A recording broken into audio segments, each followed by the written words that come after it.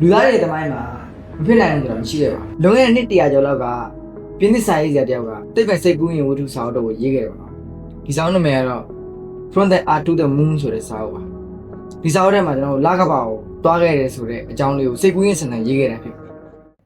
ဒီနေ့ခေတ်မှာတော့ဒါစိတ်ကူးရင်တက်မဟုတ်တော့ပဲねကျွန်တော်တို့လူသားတွေကအဲ့ဒီလကဘာကြီးကိုတကယ်တွားနိုင်ခဲ့ကြပါ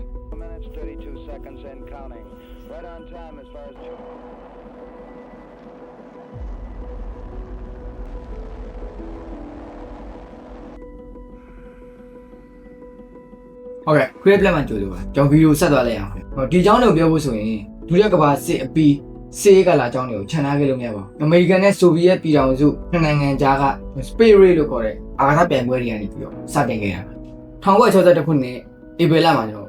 ဆိုဗီယက်ပြည်ထောင်စုဘက်ကနေပြီးတော့အာကာသတွေကိုလူကိုပို့ပြီးတော့ကမ္ဘာကိုတစ်ဖက်ပတ်ပြီးတော့ပြန်လာနိုင်ခဲ့ပါ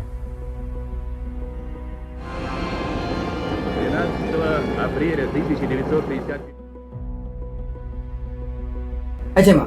တော့အမေရိကန်ပြည်ထောင်စုဘက်ကနေပြီးတော့လေငါတို့လည်းအာကာသနဲ့ပတ်သက်တာတခုလုံးမရတော့မယ်လို့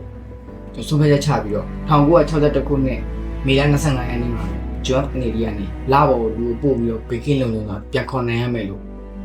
မင်းကပြောကြခဲ့ဒီမင်းကအပြောတတ်မဟုတ်ပဲနဲ့နောက်10နှစ်အကြာ1969ခုနှစ်မှာ NASA ရဲ့အပိုလို11ယာဉ်ကလာဘော်လူသားတွေကိုပို့နိုင်ခဲ့ပြီးတော့တကယ်လဲဘေကင်းလုံလုံကပြန်ခေါ်လာနိုင်ခဲ့ပါSeconds and counting. Right on time. Small step for man. Giant leap for mankind. ဒါဆိုရင်လောက်ဘယ်လိုသွားခဲ့တာလူသားတွေရဲ့တမန်ကိုပြောင်းလဲသွားစေတဲ့လဘော်ကိုခြေချမယ်ပထမအဆုံးခီးရင်မှာပေါင်ခဲ့တဲ့လူ3ယောက်ရှိပါတယ်သူတို့တွေကမှဘက်ဆယ်ရင်းနဲ့နီယာမာစတောင်းပါပဲလကဘာဘော်ခြေချနိုင်ခဲ့ပြီးတော့မိုက်ကယ်ကူလင်းကတော့လာဘော်ချင်းချနိုင်ခဲ့ပါမိုက်ကယ်ကူလင်းက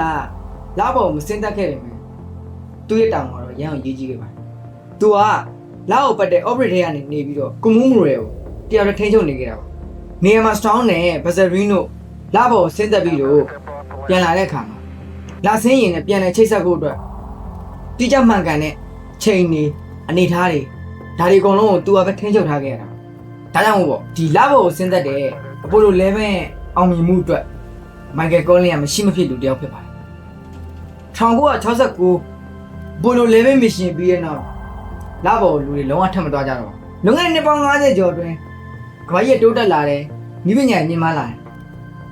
ဒါပေမဲ့လာဘော်လူတွေရဲ့ခြေလှမ်းကတော့အဲ့ဒီနှစ်50ကျော်အတွင်းမှာကြံခဲ့ပါတယ်ဒါပေမဲ့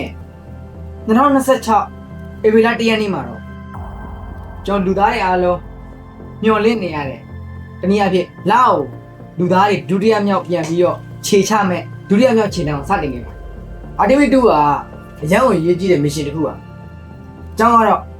ဒီနှစ်50ကျော်အတွင်းလူတွေကိုလာနာကိုပြန်ခေါ်သွားမဲ့မစ်ရှင်ဖြစ်လို့ပါဒီမစ်ရှင်မှာအာကာသယာဉ်မှူး4ယောက်ပါဝင်ပြီးတော့သူတို့4ယောက်ကလာဘော်ကိုတကယ်မစင်းသေးပေမဲ့လည်းလာကို develop ပတ်ပြီးတော့သွားမယ် display တွေကိုဝင်ပြီးတော့ system တွေအလုပ်လုံးမလုပ်စမ်းသပ်မယ်ပြီးရင်ကမ္ဘာမြေပြင်ကိုပြန်လာမယ်ရေးကြည့်တာဒီမစ်ရှင်အောင်မြင်မှနောက်တဲ့လာဘော်ကိုတကယ်စင်းမဲ့မစ်ရှင်ကိုစတင်တယ်2026 ဧပြီလ10ရက်နေ့မှာ Artemis 2 mission ရဲ့ space ကကြီးကကမ္ဘာလေထုတွေကိုတီတီငင်ငင်နဲ့ဝင်လာပြီးတော့ပင်လယ်သမုဒ္ဒရာတွေကိုလှပအောင်မြင်ဆင်းသက်နိုင်ကြတယ်ဒါကြောင့်မလို့ဒါလူသားတွေလောက်ပြန်ပြီးတော့ဒုတိယအကြိမ်ခြေချနိုင်တော့မယ်ဆိုရက်အောင်မြင်မှုရဲ့ရှေ့ပြေးပါမယ်။ဆုံးဖြတ်ကြည့်ပေးတဲ့အတွက်အားလုံးကိုကျေးဇူးတင်ပါတယ်။အာကာသနဲ့ပတ်သက်တဲ့မိတ်ဆွေတို့တည်ထားတဲ့အကြောင်းအရာတွေကိုလည်း